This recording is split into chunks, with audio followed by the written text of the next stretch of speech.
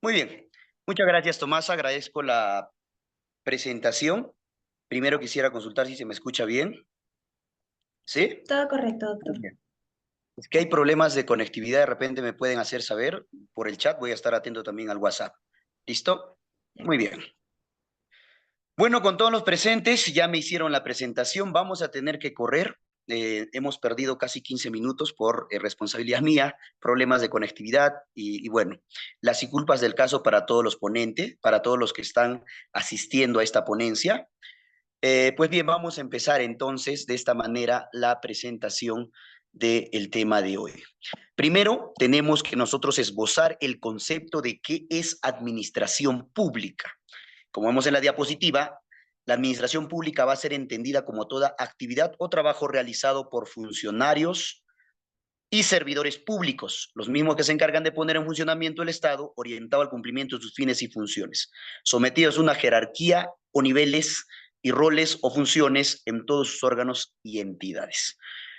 Dentro de la diapositiva hemos colocado en negrita dos conceptos importantes, porque si bien, según Ferreira Delgado, este es el concepto que le da administración pública, hay otro concepto denotado por el profesor Fidel Rojas Vargas, quien dice que justamente tiene dos ámbitos, un ámbito objetivo y un ámbito subjetivo. El ámbito objetivo no va a ser otro que la actividad o el trabajo realizado por los sujetos que prestan el servicio dentro de la administración pública.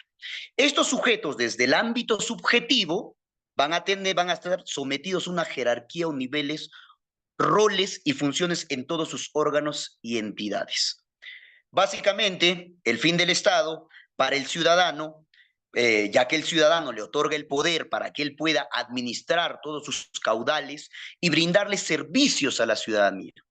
Pero le va a brindar servicios de acuerdo a la Constitución, de acuerdo a normas positivizadas en el derecho penal peruano.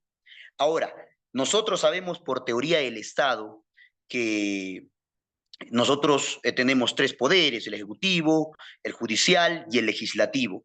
Cada uno de estos poderes va a tener dentro de su organización funcionarios al servicio del ciudadano. Estos funcionarios lo que van a buscar, organizados jerárquicamente por niveles, por estructuras organizativas, van a buscar satisfacer necesidades, como por ejemplo en una municipalidad distrital. En una municipalidad distrital, el titular del pliego, el alcalde, viene a ser considerado un funcionario público. Debajo de ellos están sus órganos de apoyo, la oficina de administración, de recursos humanos, la oficina de logística, la oficina de tesorería, que son oficinas, órganos de apoyo que van a brindar justamente el sustento hacia este titular del pliego.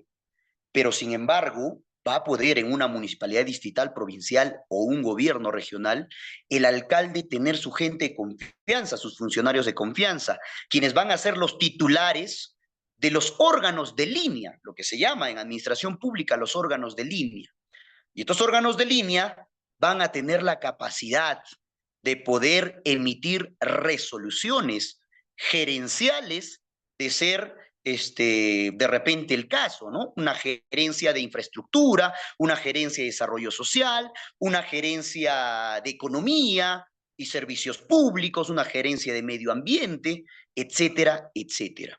Ellos van a emitir actos administrativos y estos actos administrativos que van a estar encuadrados en la Constitución, que van a estar encuadrados en normas de organización interna como su MOP, su ROP, como la Ley Orgánica de Municipalidades, etcétera, van a hacer que estos funcionarios organizados, estructurados, jerarquizados, puedan realizar una actividad o trabajo en bien o en beneficio de la sociedad. Eso en sí es la administración pública. El sujeto activo calificado para el tema que vamos a tratar el día de hoy, que son los delitos funcionariales, según Rueda Martín dice, que va a tener una peculiar relación entre el sujeto competente para su ejercicio y los bienes jurídicos involucrados en el ejercicio de aquella función. Por ejemplo, ¿qué pasa si nosotros tenemos una gresca en la avenida. Y somos un grupo de 5 ciudadanos. Evidentemente nosotros no cumplimos con la calidad de ser funcionarios o servidores públicos. Sin embargo, vemos que se está dando esta gresca donde incluso se están lanzando piedras, se están agrediendo físicamente dos bandos completamente alcoholizados. Evidentemente nosotros no vamos a tener esa función. La sociedad no nos va a poder a nosotros reprochar que nosotros vayamos e intervengamos en esta situación, porque esta es una función propiamente o de la Policía Nacional o de la Oficina de Seguridad Ciudadana. ¿Correcto? Entonces, esa peculiar relación entre el sujeto competente para su ejercicio y los bienes jurídicos involucrados, como por ejemplo, en este ejemplo, la paz y la seguridad pública, son las que de repente van a delimitar al sujeto activo calificado. Entonces, el funcionario público y el servidor público van a ser dos conceptos que tenemos que nosotros, antes de entrar a la autoría y participación, definir.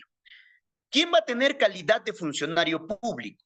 De acuerdo al artículo 425 y el artículo 425A del Código Penal, nosotros vamos a poder encontrar ya allí quienes tienen la calidad de funcionarios públicos y servidores públicos, aquellos que están en la carrera administrativa, aquellos que ocupan cargos políticos o de confianza.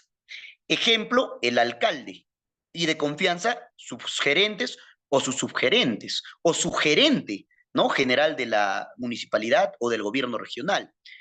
Todo aquel que independientemente del régimen laboral, dice, se encuentre o labore en empresas del Estado, sociedades de economía mixta, comprendidas en la actividad empresarial.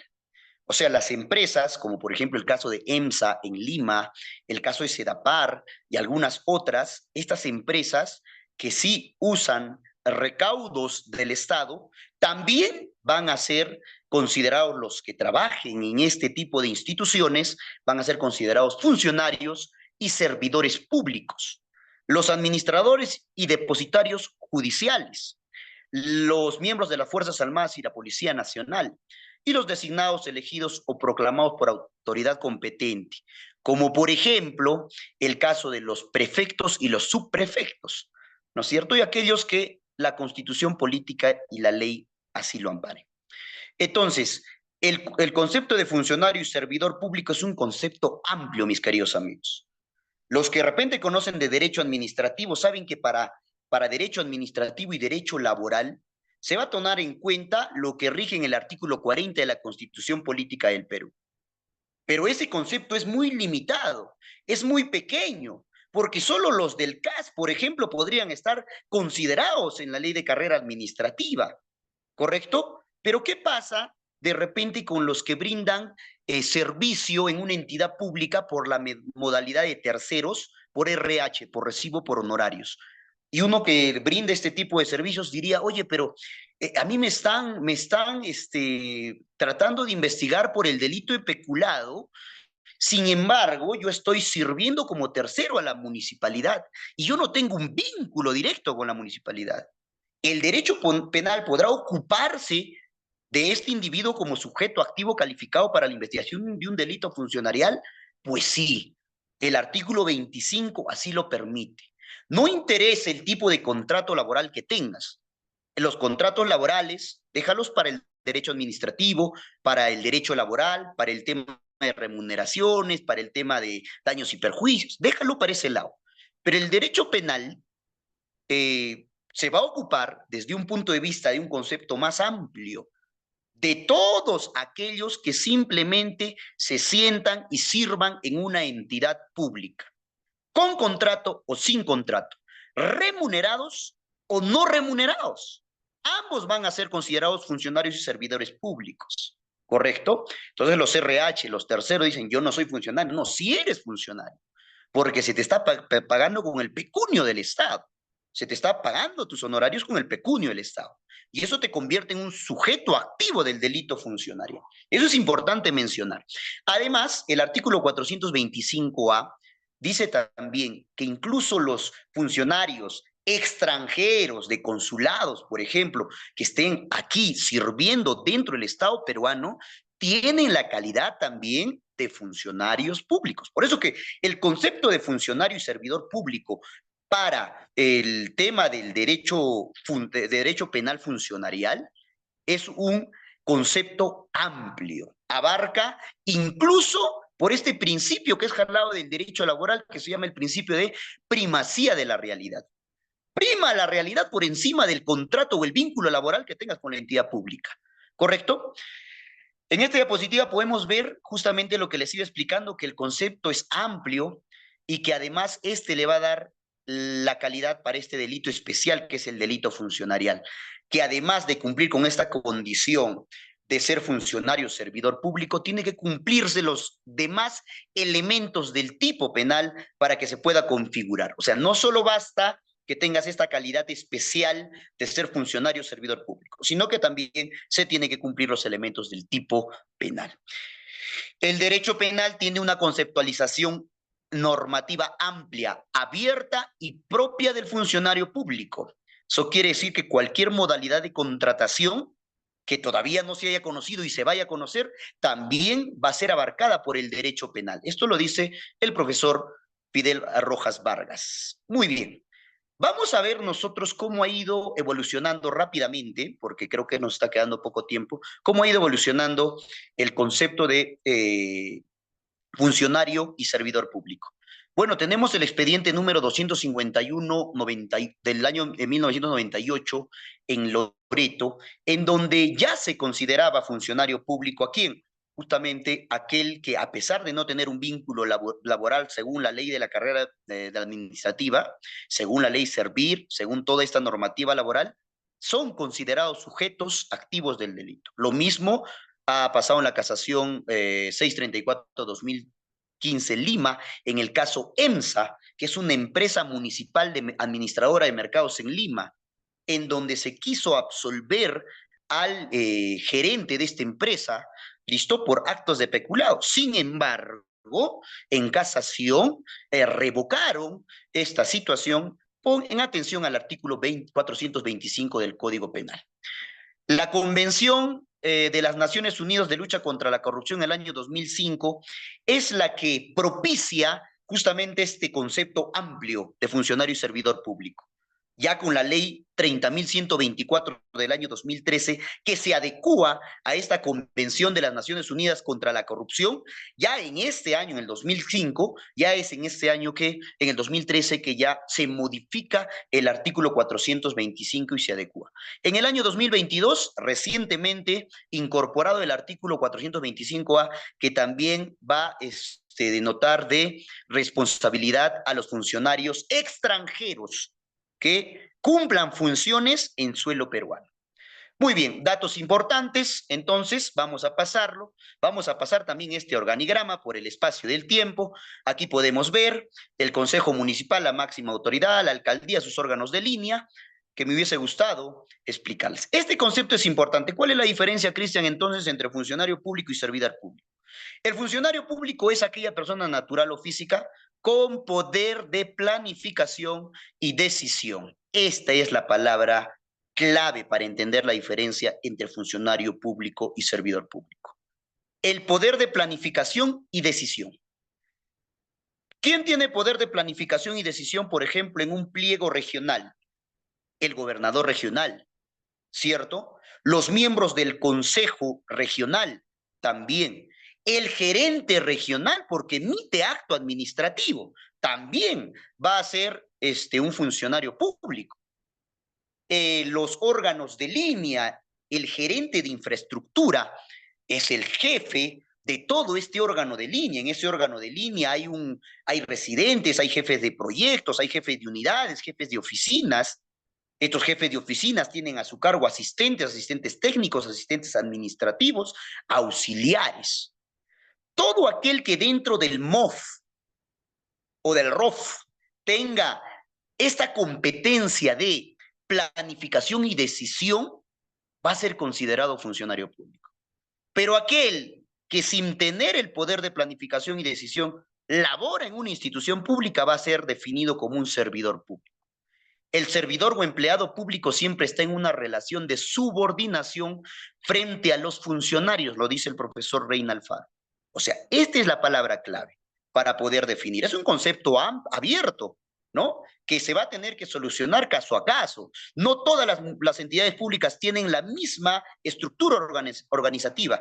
Va a depender de su estructura organizativa y las facultades que le dé su propia organización a cada funcionario o servidor público. O sea, ¿quién nos va a ayudar a entender? Pues la ley extrapenal. Por ejemplo, el MOF de las famosas entidades públicas nos van a ayudar a entender si estamos frente a un funcionario o si estamos frente a un servidor público. Ahora sí, autoría y participación en delitos de dominio antes de avanzar. Creo que faltando 30 minutos vamos a dejar de lado las diapositivas, tengo como 40 diapositivas, y nos vamos a enfocar en dar las principales diferencias entre la autoría y participación desde un punto de vista de delitos de dominio y la autoría y participación desde un punto de vista de infracción del deber. Para eso nosotros tenemos que remontarnos a 1963, cuando el profesor Klaus Roxin agarra y lanza su monografía sobre autoría y participación en delitos de dominio. Cristian, ¿a qué llamas tú delitos de dominio? Llamado también por Jacobs, delitos de organización. Son los delitos que se van a cometer en el ámbito de organización de la sociedad. Son delitos generales, son los delitos comunes. Ejemplo, para el robo, el hurto, el sicariato, como por ejemplo para el homicidio, homicidio calificado, homicidio simple, el delito de violación, el delito de falsificación material, falsedad ideológica. Estos delitos pueden ser cometidos por cualquier ciudadano sin que tengan ninguna cualidad especial. La afectación de estos delitos hace que la organización se desestructure. Entonces, estos de aquí, para aplicarles autoría y participación, el profesor Klaus Roxin lanza su teoría del dominio del hecho. ¿Y qué dice en su teoría del dominio del hecho? Dice que hay tres formas. Dominio de la acción propia del individuo, autoría directa. Dominio de la voluntad, autoría mediata. Cojo a un individuo y le digo, oye, si no le quitas la vida a este sujeto, yo te quito la vida a ti. Le estoy amenazando con un arma de fuego. El otro sujeto que no tiene el dominio del hecho, no domina su cuerpo, no domina la situación, está siendo dominada su voluntad porque yo lo estoy coaccionando con esta amenaza de muerte. Él comete el delito, le quita la vida a otra persona y quien responde soy yo, porque yo tengo el dominio de la voluntad, autoría mediata. En la autoría directa, pues el que tiene el dominio del hecho, el conductor que está conduciendo su vehículo en una avenida a más de 80 cuando dice 60 kilómetros por hora, él tiene el dominio del hecho. Y teniendo el dominio del hecho, él continúa conduciendo 80 kilómetros por hora. Ergo, lo que va a suceder es que este sujeto se le va a tener que investigar por el delito de lesiones u homicidio culposo doloso, según sea el caso, listo, pero bajo la teoría del dominio del hecho como autor, porque él está dominando el hecho. Él no está siendo coaccionado en su voluntad. ¿Listo? Y el tercero es el codominio funcional que va a justificar la coautoría. Hay un reparto de roles, ¿no? Entre los coautores. Y este reparto de roles, de funciones, hace que ambos tengan el mismo nivel de autoría en calidad de coautores. ¿Ambos dominan el dominio del hecho? Sí. Dos individuos que van a robar a un transeúnte, le van a despojar de su celular, uno lo agarra y lo amenaza con un puñal por el cuello y el otro bolsiquea al sujeto. Esto ya lo habían planificado, esto va a ser calificado como coautoría. Ambos tienen el dominio del hecho criminal. ¿Listo? Pero sin embargo, esta situación de autoría no nos va a ayudar a responder las siguientes interrogantes. ¿Cuál es el título de imputación en autoría de los particulares que cometen el delito a pedido o sugerencia de un sujeto público obligado? Yo, siendo funcionario público, agarro y estoy a cargo de la oficina de logística, de almacén en logística. Yo tengo las llaves, yo estoy encargado de abrir, cerrar, de llevar un control del almacén de la entidad donde laboro. Sin embargo, me he dado cuenta que ha llegado maquinaria bastante costosa. Y le digo a un particular, a alguien que no es funcionario público, que no cumple una función pública, yo sí cumplo la función pública, bueno, voy y le digo, ¿sabes qué? A las 8 de la noche voy a dejar entreabierta la puerta. A esa hora voy a bajar las palancas y quiero que ingreses y saques a la esquina derecha unos artículos que están en una caja. Esos artículos están valorizados en 300.000 soles. Oye, si nosotros aquí aplicamos teoría del dominio del hecho de Klaus Roxin, evidentemente para responder esta pregunta, el sujeto que no forma parte de la administración pública tendría que responder a título de autor, ¿correcto? Tendría que ser autor del delito. Y el que le estoy instigando, la instigación es una forma de participación, yo lo estoy instigando siendo funcionario público, yo respondería a título de instigador, ¿correcto? Cómplice, ¿no es cierto? Porque le estoy ayudando en la comisión del delito. Entonces, de esta manera, estaríamos nosotros imputando mal en el ámbito funcionarial la autoría y participación. Esta pregunta la vamos a tener que responder definitivamente después de la disertación. Pero, para efectos, se invierte. El extraneus, el que no forma parte de la administración pública, el que no es funcionario público ni servidor público, va a responder siempre a título de cómplice. Y el que es funcionario público, así él no haya retirado los bienes, así él no haya dominado el hecho, así él no haya participado activamente en la consecución de este delito, va a responder siempre por acción o por omisión como autor del delito. Eso es lo que tenemos que llegar a entender hoy día con esta famosa teoría de la infracción del deber. Y para eso hay dos dogmáticos, el fallecido Klaus Roxin, que es el que de repente de manera imperiosa se ha podido asentar en suelo peruano, en todo el derecho peruano, se sigue y se entiende de mejor manera Roxin, plantea para delitos del ámbito de organización, para delitos comunes, dice, apliquemos teoría del dominio del hecho. Y para delitos especiales, que no solo son los funcionariales, hay otros grupos de delitos especiales, aplicamos teoría de la infracción del deber. Y Jacobs dice, bueno, a mí no me gusta la teoría de Roxin y su teoría del dominio del hecho, yo planteo la teoría de los delitos del ámbito de organización y para lo que son delitos especiales, infracción del deber institucional. Pero aquí hay una diferencia. Me voy a tomar unos 4 minutos hasta las 7:41 para explicar esta diferencia entre Roxin y Jacobs. La diferencia entre la teoría y la postura roxiniana y la teoría y la postura jacobiana radica básicamente en una situación, que Roxin fundamenta toda su teoría desde los fines de la pena en la protección de bienes jurídicos. El Estado peruano se ha acogido a esta postura roxiniana. El Estado peruano y toda la normativa penal peruana sigue la teoría de los bienes jurídicos de Roxin. Jacobs no cree en los bienes jurídicos, porque Jacobs dice, oye, el derecho penal si protegiera bienes jurídicos llegaría tarde, porque si nosotros protegemos el bien jurídico vida en el delito de homicidio, en el delito de homicidio cuando el sujeto pasivo del delito ya se encuentra muerto, tirado en la acera, en la calle, el derecho penal ya no puede hacer absolutamente nada, sería un derecho penal retributivo, no sería un derecho penal preventivo, que es el fin del derecho penal que se aplica, entre comillas. Por eso que Jacobs dice, no, lo que busca proteger el derecho penal no son los bienes jurídicos, no son, sino es la prevalencia normativa. Que la norma esté tranquila, que no sufra ningún disturbio por parte de los ciudadanos. Y él toma la teoría autopoyética de Maturana, del biólogo Maturana, y dice norma, sociedad y persona. Su libro Norma, sociedad y persona, que le recomiendo leer, él explica ahí cómo la norma es la que impera la sociedad y la sociedad se organiza. Y el sistema comunicativo entre los miembros de la sociedad es la norma.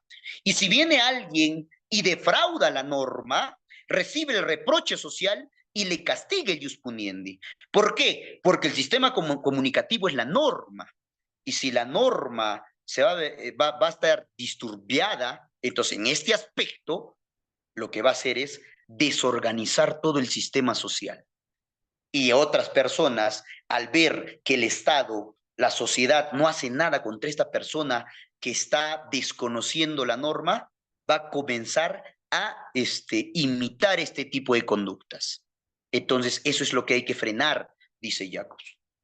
Roxin no. Roxin dice, hay bienes jurídicos y los bienes jurídicos son los que se tienen que proteger.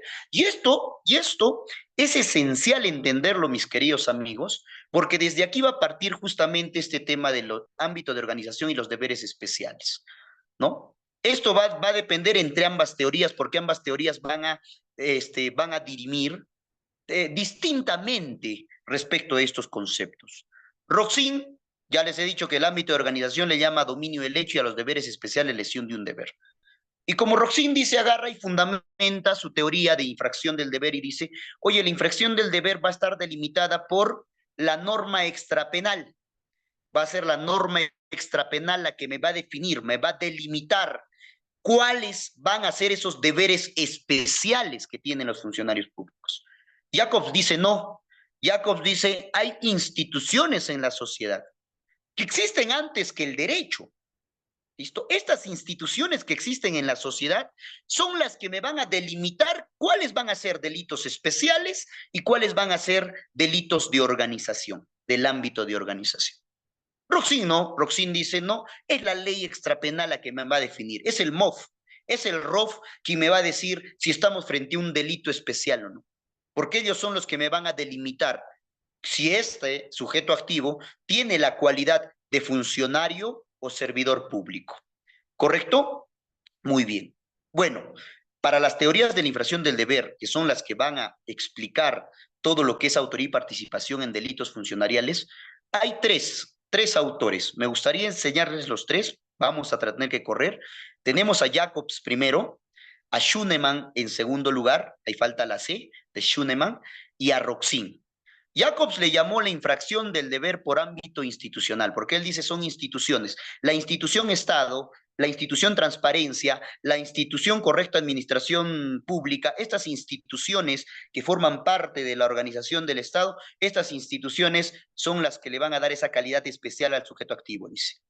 Schunemann dice vulnerabilidad del dominio de los bienes jurídicos, que ahorita voy a explicar qué es eso. Y Roxin le llama teoría de la infracción del deber, que lo postula en el año 1963 también. Jacobs nos dice lo siguiente, que la teoría de la infracción del deber del ámbito institucional dice que parte de estas instituciones. Por ejemplo, el estatus de un soldado. El soldado tiene un deber especial y eso lo convierte en un sujeto activo de este delito especial llamado delito funcionarial, que es ¿cuál? Proteger a la sociedad, a la ciudadanía en caso de guerra. Si un soldado está en plena guerra y se escapa y producto de que él se escapó y no protege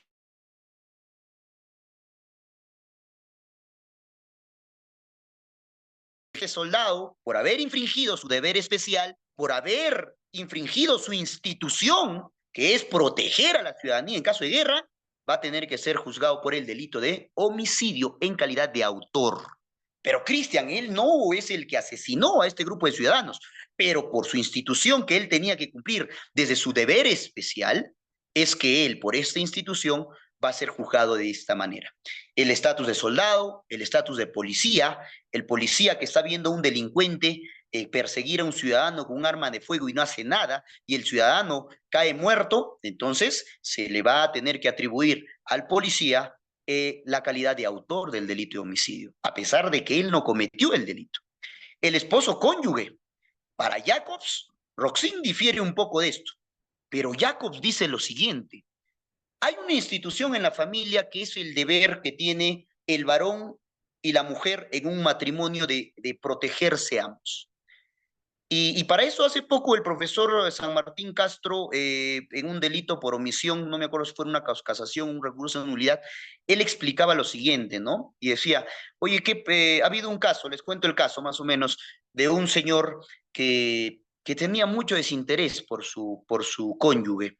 Entonces la cónyuge cansada de que este individuo no le dé atención, le saque la vuelta, sea un mal esposo, agarra y lo amenaza y le dice, me voy a quitar la vida, estoy yendo a mi habitación a quitarme la vida. Sube a su habitación, se quita la vida. Entonces el tema es aquí, ¿no? Si desde el punto de vista jacobiano vamos a analizar, para Jacobs, el esposo, a pesar de que ha estado en la sala, sin hacer nada, pero escuchando que la esposa le dijo, voy a ir al segundo piso y me voy a quitar la vida, y no hizo nada para detenerla, como él tiene una posición de garante, tiene un deber especial que es el cuidar a su esposa o a su cónyuge, él va a responder en calidad de autor por este delito. Desde la tesis jacobiana, ojo, desde la tesis jacobiana, desde la tesis de Roxin, no. Desde la tesis jacobiana es autor directo de este delito. Entonces, igual, si un padre agarra y le entrega a una persona, yo sé que este ejemplo es un poquito escalabrado, pero entrega el cuchillo con el que el delincuente le va a quitar la vida a su hijo, este padre, por entregar el cuchillo, bajo otro tipo de teorías, tendría que ser un cómplice, pero bajo la teoría de la infracción del deber de Jacobs, este padre de familia que entrega el cuchillo es autor directo a pesar de que él no sea el que le quite la vida a su hijo. ¿Correcto? Y bueno, la institución de la función pública. ¿Listo? Jacobs extiende la categoría de los delitos de infracción de deber a los delitos comunes cuando estos son realizados por garantes. El ejemplo que les decía del esposo y el ejemplo del padre. O sea, estos son delitos de organización para Roxin, pero para Jacobs son delitos especiales, porque hay una institución, familia, que está imperando en ese espacio. Entonces, para Jacobs se adelanta un poquito punitivamente, es por eso que dicen que Jacobs es muy draconiano con su derecho penal.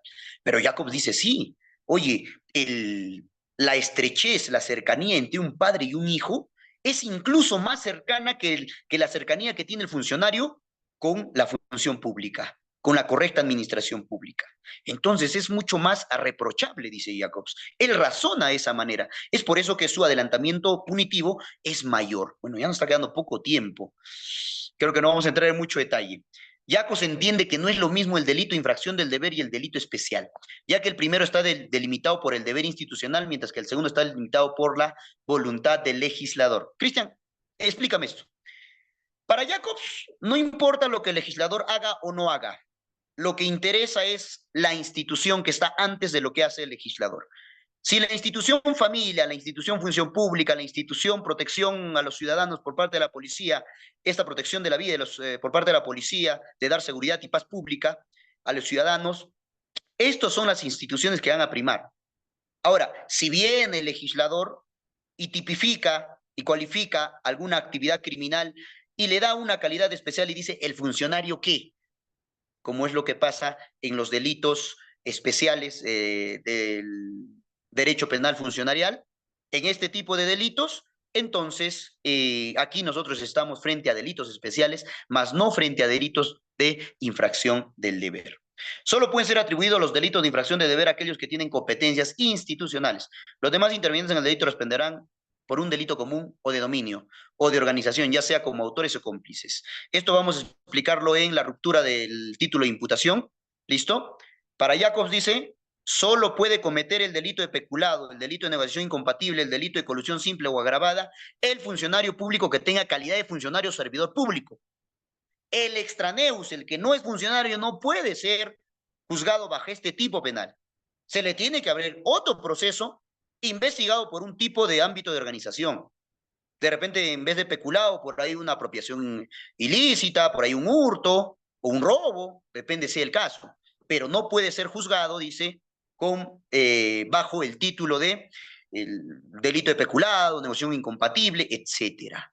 O sea, solo van a ser juzgados ellos los que tengan esta calidad especial, los que tengan esta institución. Jacobs, teoría del ámbito institucional, vamos a pasar a explicar a Schunemann, listo, en unos 5 minutos, y terminamos con Roxin. Creo que no vamos a poder explicar teoría de la unidad de título de imputación y la ruptura del título de imputación. Vamos con Schunemann. Schunemann hace una posición bastante interesante. Claude Roxin Fundamenta en los bienes jurídicos su dominio del hecho y su infracción del deber. Hay bienes jurídicos que tutelar, como el bien jurídico correcta administración pública, como el bien jurídica transparencia, igualdad, etcétera. Entonces, Schunemann agarra y dice que es el discípulo de Roxin. Dice, Roxin, estás bien, pero nosotros tenemos que hablar para el delitos especiales de garantes, o también llamado la teoría de la vulnerabilidad de los bienes jurídicos, que así le llama a su teoría Schunemann, dice, hay que tener en cuenta también para este tipo de delitos lo siguiente. Estamos ante un dominio sobre el motivo del resultado. Uno, el dominio supone siempre un dominio actual que se caracteriza por un movimiento corporal propio o por una dominación ya preexistente en un determinado ámbito social. Una fuente de peligro o un bien objeto jurídico desamparado. Una fuente de peligro, Cristian. Si yo soy conductor, ¿me convierto en garante del vehículo que estoy conduciendo? Sí. ¿Este vehículo representa una fuente de peligro? Sí. Si yo agarro y estoy en una pradera, armo una parrilla y no apago correctamente la fogata, y esta fogata incendia, tiene el peligro de incendiar todo un bosque, ¿yo me convierto en garante por haber prendido esa fogata? Sí. Y si es que pasa algo a pesar de que yo no hubiese querido y yo no he actuado de manera voluntaria y no he tenido el dominio del hecho, por omisión se me va a tener que imputar este delito. Entonces, Schunemann dice, cuando nosotros estamos frente a fuentes de peligro, nos convertimos en posiciones de garante. Y como ocupamos posición de garante, entonces nosotros estamos en la obligación de proteger a esta fuente de peligro eh, o esta posición de garante. Esto para delitos de ámbitos de organización. Pero para delitos especiales, el bien objeto jurídico desamparado es el que prima. O sea, yo ya no tengo el dominio del hecho, por acción o por omisión. Lo que yo voy a tener es el dominio de la vulnerabilidad del bien jurídico protegido. Él lo explica así, mira. Quien por tanto a pedido del dueño saca a pasear al perro que muerde o no le pone bozal, posee el dominio sobre el perro a raíz de que él ha asumido su vigilancia. Uno puede decir, si yo tengo a mi perro pitbull y mi perro pitbull sale a la calle y muerde a una persona, pero yo le entregué a Juancito para que se encargue de sacarlo a pasear, y es Juancito quien lo saca sin bozal y este lesiona a un ciudadano, yo siendo dueño me eximo de responsabilidad penal y quien va a tener el dominio de la vulnerabilidad del bien jurídico. ¿Qué bien jurídico? Cuerpo, vida y salud. Estos bienes jurídicos, ¿quién va a tener? Por esta fuente de peligro llamado perro, lo va a tener la persona que aceptó sacarlo a pasear sin bozal. Él va a tener el dominio de la vulnerabilidad de un bien jurídico. Claro,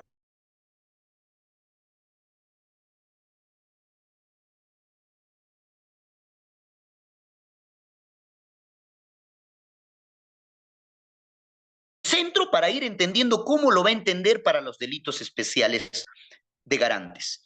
Esto es evidente en los delitos funcionariales, dice, porque el funcionario público ejerce un control cualificado sobre el suceso en el marco de su competencia a raíz del poder estatal del que dispone. Claro, el contrato es una fuente para que tú puedas adquirir la posición de garante.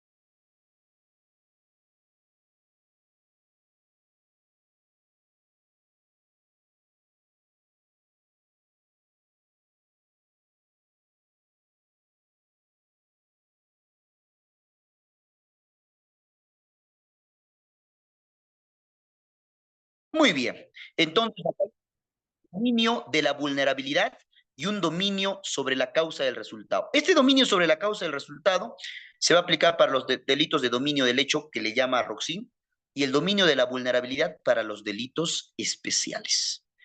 Muy bien, no sé si se ha entendido. Bueno, al final me tendrán que preguntar sobre esta teoría de Schunemann, de repente no me he dejado entender. Vamos a pasar ya a la teoría de la infracción del deber, y esta es la teoría a la que le vamos a poner atención, y espero terminar en estos 5 a 8 minutos. Esta teoría de la infracción del deber está fundamentada en leyes extrapenales para Roxin.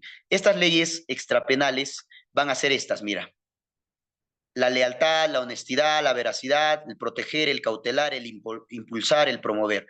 Estos verbos rectores, ¿dónde los vamos a encontrar? En leyes extrapenales.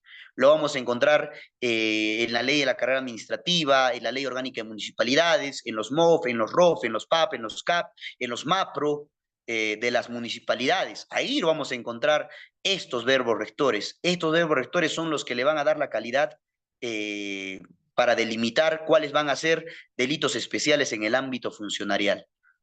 Entonces, Roxin, que fundamenta en base a la ley extrapenal su teoría de la infracción del deber, dice: si alguien determinado los requisitos alguien determinado, dado los requisitos de la tortura, a un funcionario a realizar torturas, tiene el dominio del hecho, sin embargo, no es autor de las torturas, lo que se deduce que el tipo de precepto, ya les explico, no se entiende muy bien la lectura. El ejemplo que quiso poner aquí Roxin es: ¿qué pasa si yo, que no soy funcionario, agarro y determino a alguien que sí es funcionario, alguien que es un servidor público, como es la Policía Nacional del Perú? Y la Policía Nacional del Perú, tengo a su madre a mi costado, digo: oye, si no matas a esa persona, le voy a quitar la vida a tu madre, ¿cierto? Lo estoy coaccionando. Yo lo obligo a quitarle la vida. El mismo ejemplo que les puse al inicio. El policía le quita la vida a este ciudadano, y yo, siendo ajeno a la administración, el que obliga al policía, yo no voy a ser juzgado, investigado en un proceso por el delito, por algún delito funcionarial en este caso. En este caso, ¿quién es el que va a ser determinado como autor? El funcionario público. ¿Listo? Calificar como autor a un no funcionario, incluso a un no funcionario con dominio del hecho, resultaría una extensión de la punibilidad en claro disenso con el principio de legalidad. ¿Listo? Alguien que no es funcionario no puede ser autor del delito, será siempre partícipe. Y aquí viene la diferencia. El autor es quien realiza la conducta prohibida infringiendo o lesionando un deber especial, el intraneus. El deber especial lo tiene el funcionario o servidor público. Él es el que realiza la conducta, va a ser autor. Puede realizar la conducta prohibida, puede hacerlo por acción o puede hacerlo por omisión. ¿Listo? En tanto, el partícipe, el extraneus, es aquel que también participa en la realización de la conducta prohibida, pero sin infringir deber especial alguno, es decir, sin tener la cualidad especial de ser funcionario o servidor público. Participa en la consecución del delito, pero no es funcionario público. En el delito de colusión, ¿quién sería? El empresario. Claro, el empresario que va y se colude con el jefe de logística para ganar una licitación, o con el jefe de comité con los miembros del comité de selección para ganar una licitación pública. Estos miembros del comité de selección son intraneus, son funcionarios públicos. Ellos van a responder siempre en calidad de autores, y los extraneus siempre en calidad de partícipes. Así ellos hayan participado activamente en la consecución del delito. La teoría de la infracción del deber, según Roxin, la autoría va a ser el quebrantamiento de un deber especial extrapenal, como les dije hace un momento. Muy bien, esto sería, para ir resumiendo lo de Roxin. Para Roxin, responde a título de autor el funcionario servidor público que actúe por acción o por omisión en la consecución de un delito funcionarial. Y va a responder a título de partícipe el intraneus. El intraneus. El extraneus. ¿Quién es el extraneus? El ajeno a la administración, el extraño a la administración pública, el empresario, el ciudadano común a pie, el que le ayuda al funcionario público a retirar todos los mobiliarios para cometer el delito de peculado, el amigo que agarra y corrompe a un policía, ¿no es cierto? Bueno, en ese caso hay un tipo especial, eso no vendría a ser un ejemplo. Entonces, estas son los tres teorías que andan primando hoy en día. No sé si, Tomasa, me puedes dar 5 minutos más para terminar de explicar la teoría de la unidad de la ruptura o la unidad del título de imputación, quizá. Sí, claro que sí, doctor. Puede continuar, no se preocupe. Ya, 5 minutos más entonces. Mira, haciendo un resumen para entender a Jacobs, Roxin y a Schunemann. Jacobs dice que en los delitos funcionariales solo hay autores, no hay coautores, no hay partícipes. ¿Listo? No puede ser autor o partícipe, perdón, un extraneus por el mismo delito en un proceso penal funcionarial. Este partícipe tiene que ser, es decir, el extraño, el extraneus, tiene que ser investigado en un proceso por un delito común, nunca por un delito especial, dice Jacobs. Esa es la primera conclusión respecto de Jacobs. Para Roxin, de manera contraria, dice no. Tanto intraneus, funcionarios públicos y servidores, y extraneus, aquellos que no son funcionarios públicos o servidores, van a ser investigados en un mismo proceso. Solo que el título de imputación va a ser en calidad de autores para el intraneus, siempre autores para el intraneus, sea por acción o por omisión que se haya cometido el delito, y para los partícipes, siempre en calidad, digo, para los extraneus, siempre en calidad de partícipes. Los extraneus siempre van a ser partícipes y ambos van a ser investigados en un mismo proceso penal, a diferencia de Jacobs, que dice que no. El sujeto especial, por tener el deber especial en institución, a él se le va a tener que investigar por el delito especial. Y al extraneus, que no tiene esta condición especial, que no tiene esta institución, entonces a él se le tiene que investigar por un delito de dominio, de organización, un delito de organización. Y esa es la diferencia para entender la teoría de la unidad de título de imputación, Roxin, es decir, hay un solo título de imputación para todos los que participen en la comisión de un delito, sean intraneus o extraneus, y hay ruptura del título de imputación, según Jacobs, porque solo los funcionarios públicos responderán en calidad de autores en ese delito funcionarial y los otros en delitos del ámbito de organización o delitos comunes. Muy bien, entonces esa es justamente lo que les acabo de explicar, esa es la diferencia entre la ruptura del título de imputación y la unidad del título de imputación de Roxin y de Jacobs. ¿Qué pasó en el Perú? En el Perú nosotros tenemos, por ejemplo, a García Cabero, que es jacobiana al mango. El doctor García Cabero dice que los extranei no pueden asumir esta competencia, es decir, que los que no son, tienen calidad de funcionario o servidor público no pueden tener esta competencia institucional y por lo tanto su responsabilidad penal no podrá determinarse con base al delito de infracción del deber. En consecuencia, los partícipes no podrán ser sancionados en el marco penal establecido para los delitos de infracción del deber. O sea, no tienen que ser procesados por delitos funcionariales. Que se les procese por delitos comunes, dice el profesor García Cabero. En ese mismo sentido, Robes Planas dice que sigue afirmando que en la medida en que el extraneus no le alcanza la norma de conducta presupuesta en el tipo, no puede admitirse el castigo de su intervención. Lo contrario sería imputarle la infracción de una norma de conducta ajena. En este aspecto, el fundamento que tiene Jacobs es bastante lógico, pero el fundamento que tiene Roxin es bastante pragmático, resuelve casos. De repente por eso se aplica más Roxin, porque Roxin dice, no, como no es intraneus y no tiene la calidad especial, que responda como partícipe. Pero ¿cuál es el fundamento, Roxin? No hay un fundamento jurídico dogmático para poder sustentar esta postura. Por eso que Jacobs dogmáticamente tiene una postura poco más entendible, más razonable, más lógica, pero por cuestiones procesales, por cuestiones pragmáticas del caso a caso, del día a día, del cómo se resuelve el derecho penal, se ha venido implementando la teoría de Roxin. Roxin y su teoría de la unidad del título de imputación es la que está primando hoy en día en el Perú, que creo que es lo que les interesa a ustedes. Entonces viene el profesor Alcócer Povis y critica y dice, si un particular coopera o ayuda a un juez a redactar una sentencia evidentemente prevaricadora, su conducta quedará sin sanción toda vez que en nuestro Código Penal no existe un delito común subyacente o paralelo al prevaricato. Claro, ¿bajo qué tipo penal lo podríamos juzgar? ¿Bajo qué tipo penal común a este partícipe? Y como no hay tipo penal común, ¿qué queda? Absolverlo. ¿Y esto qué generaría? Impunidad. Y eso es lo que no busca el derecho penal. Por ese lado es que se acogen más a la unidad del título de imputación. Pero vamos a ver ahora qué es lo que pasa. Mira, en la evolución jurisprudencial, en el recurso de nulidad 636-2008, en el 954-2009 Amazonas y en la casación 782-2015 del Santa, estas jurisprudencias han seguido lo que Jacobs ha postulado. Es decir, que el partícipe en un proceso paralelo, aparte del intraneus, del funcionario público. Eso ya lo han resuelto desde el año 2008, desde el año 2009 y en el año 2015, recientemente.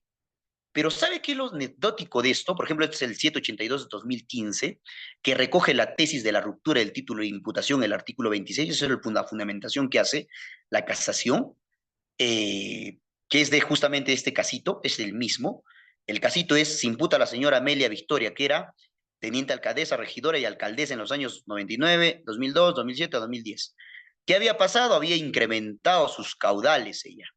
¿Listo? ¿Y qué hizo? En la cuenta de su esposo existía la cantidad de 1.000.000, 28.703 nuevos soles, que se tiene, que se ha contado con todo el material probatorio.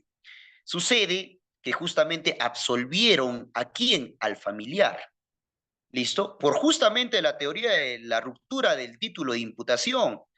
¿Listo? Y la casación ha validado eso. Y entonces ha refrendado, los que quieren las diapositivas se las paso, ha refrendado en este fundamento y ha dicho sí, en efecto, se está aplicando ese criterio jacobiano. Año 2015, casación, la Corte Suprema, pero mira lo anecdótico. En el caso Fujimori pasó lo mismo. Mira lo anecdótico, viene aquí. Que a partir del 2002, o sea, 13 años del 2015, ya la Suprema estaba resolviendo, pero aplicando la unidad de título de imputación, es decir, la teoría de Roxin. La participación del extraneus a título de complicidad en los delitos especiales está dado por el título de imputación, por lo que la conducta de todos los intervinientes en el evento delictivo, autores y cómplices, debe ser enmarcado en el mismo nomen juris delictivo. Está reconociendo, mira, o sea, la Suprema desde el 2008, 2009, 2015, 2002 ha estado en el tira y jala. Una parte de la Suprema jalaba y decía ruptura del nexo causal, digo del nexo del título de imputación, y otra parte decía no, unidad del título de imputación. Aquí tenemos otra jurisprudencia, recurso de nulidad número 1813 del 2003, que también dice que por consiguiente la conducta desplegada por el procesado Bedoya de Vivanco, persona particular, extraneus, se encuentra bajo la calidad de cómplice del delito de peculado, es decir, que también reconoce la teoría de la unidad del título de imputación de Roxin. El acuerdo plenario 2-2011 también se acoge a la unidad del título de imputación. No puede ser reputado bajo dos tipos penales diferentes, dice. Un solo tipo penal, punto. A calidad de autores a los intraneus y en calidad de partícipes a los extraneus. ¿Qué más? Tenemos aquí otra, igualito. Serán partícipes los que sin infringir el deber, es decir, los que no tienen este deber especial, formen parte del hecho deferido a la acción de infracción del deber. ¿Listo? Serán partícipes. Muy bien. Pero esto de aquí, que ha venido siendo, ha tenido una evolución jurisprudencial, ha sido resuelta por el decreto legislativo 1351-2017. Así que hoy en día, mis queridos amigos, mis queridos doctores, el día de hoy ya no se aplica y no se tendría por qué aplicar la teoría de la ruptura del nexo causal de Jacobs, del nexo del título de imputación de Jacobs. Ya no se tendría que aplicar esta teoría. La teoría que hoy prima es la teoría de la unidad del título de imputación de Roxin, donde el que dolosamente, bueno, acá abajo, vamos al segundo párrafo, donde que el cómplice siempre responde en referencia al hecho punible cometido por el autor, aunque los elementos especiales que fundamentan la penalidad del tipo penal no concurran en él. Aunque los elementos especiales. ¿Cuáles son los elementos especiales? Esta condición de funcionario o servidor público. Así no concurran en el cómplice, pues bien, ellos igual van a responder en calidad de cómplices. Base legal, artículo 25 del Código Penal. Es decir, que hoy en día ya no existe discusión, porque hay algunas, he escuchado algunas ponencias incluso en legis.p, en algunas otras plataformas, he escuchado ponencias donde dicen que las opiniones dogmáticas y jurisprudenciales están partidas respecto de si aplicamos ruptura o si aplicamos unidad de título de imputación. Eso ya no está en discusión. Se aplica unidad de título de imputación, se aplica la teoría roxiniana. Lo que podría estar ahora en discusión es que de repente ahora empiece a primar la teoría de la vulnerabilidad del dominio de los bienes jurídicos de Schunemann, que es un delito que explica mejor manera los delitos especialísimos. Cristian, ¿cuáles son los delitos especialísimos? Por ejemplo, aparte de ser delitos especiales, en donde el tipo penal inicia con el funcionario qué, el funcionario servidor público qué, aparte de esta condición especial, tienen o recaen sobre un objeto, el objeto material del delito les da una calidad especial dentro del tipo penal. Explícame, Cristian, esto. Claro, en el delito, por ejemplo, de colusión, ¿quiénes van a ser sujetos activos del delito? Los que tengan la institución o el deber especial, funcionarios o servidores públicos. Pero aparte de eso, como en el delito de negociación incompatible, en algún proceso de contratación con el Estado. Oye, si yo soy funcionario público y estoy a cargo de la Oficina de Administración Tributaria, soy funcionario público y yo agarro e intervengo, ya voy terminando con este ejemplito, ya para explicar los deberes especialísimos. Si yo estoy a cargo de esta oficina, intervengo entre el extraneus, el empresario, y el miembro del comité de selección para que alguien gane una licitación. Oye, yo soy funcionario, ¿tengo la calidad especial? Sí.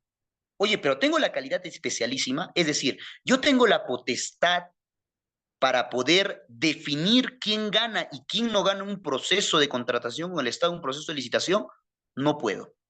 Y si yo participo del delito haciendo un nexo entre el empresario y el funcionario público, ¿cómo me imputan el delito a mí? Es una pregunta que tenemos que responder también. El empresario, bajo la unidad de título de imputación, responde como partícipe, no cabe duda, responde como partícipe. Los miembros del comité de selección que se han coludido con el empresario, autores directos. No son coautores, cada uno es autor. Si de los tres, uno nomás es el que se coludió y es el que favoreció y manejó y tejió por ahí, él es el autor. Oye, pero el funcionario público, jefe de la Oficina de Administración Tributaria, que fue el gancho, el nexo entre el extraneus y el intraneus, siendo funcionario público, ¿podrá responder a título de autor? No. Este va a tener que responder a título también de partícipe. Ojo, porque no tiene esa condición especialísima, que es la de intervenir en cualquier proceso de selección en el marco de las contrataciones con el Estado, mis queridos amigos. Bien, entonces no es muy difícil entender teoría de la infracción del deber, mis queridos amigos. Yo creo que ha quedado muy claro. Espero que haya sido de provecho para ustedes. Muchas gracias.